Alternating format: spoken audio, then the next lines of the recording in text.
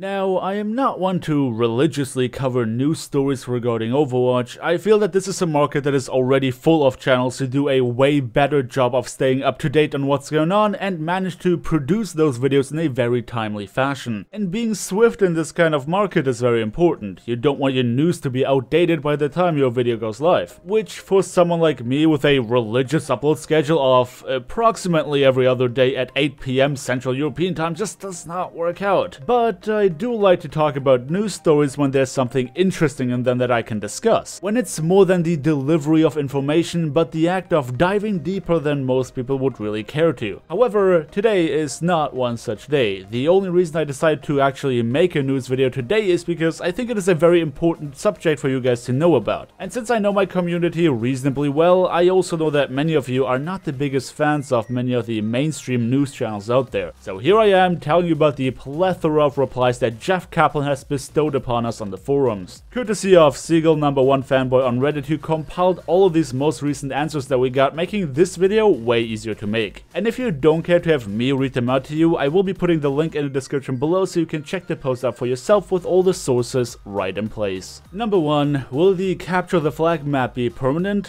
Yes it will. Number 2, we really need a better colorblind mode accompanied by a number of examples that direly need the implementation of said feature. Jeff replies, we are still planning updates to colorblind mode using the Overwatch League system, sorry it's taking so long. Number 3, Winston could use a buff to his shield, followed by a post explaining why the OP believes that to be the case. It is worth noting that the majority of people did not agree with that notion. Jeff says, we feel like Winston's shield is extremely powerful. Winston uses his shield very differently than Reinhardt or Rissa, but we feel like it fits his kit very well and is very strong. We're not currently thinking about any buffs for Winston. Number 4, what's the state on Farah? A simple question reaching out to the community to find out what others think of her current state and if she's only effective when having a Mercy belt attachment. A quick and clear response saying, we feel like Farah's in a good spot right now. Number 5, I miss playing Doomfist, followed by a lengthy explanation describing how frustrating it is to deal with all the inconsistencies. Jeff responds, he has some minor buffs coming, details closer to PTR. Geoff Goodman later adds, Doomfist actually has a couple of things coming, one change is coming in the next update. The change that is coming soon will help make his primary fire more consistent. We've increased the number of bullets that he fires but lowered their individual damage. The net result is the same damage over time, but there shouldn't be as much variance from shot to the next. Along the same lines, we have changed his spread pattern to help consistency as well. There's at least one more change that we're testing that won't hit live until a little bit later, which you guys will see once we get closer to the next PTR. Number 6, a massively downvoted post thanking the team for finally responding to one tricks that throw and not suspending people that report them. Jeff responds with, let's be clear here and not confuse policy. One tricking is not bannable and should not be reported. It even says so in a text. Throwing is bannable and should be reported. We appreciate your help here. False reporting is bannable. Do not misuse the report system. Number 7,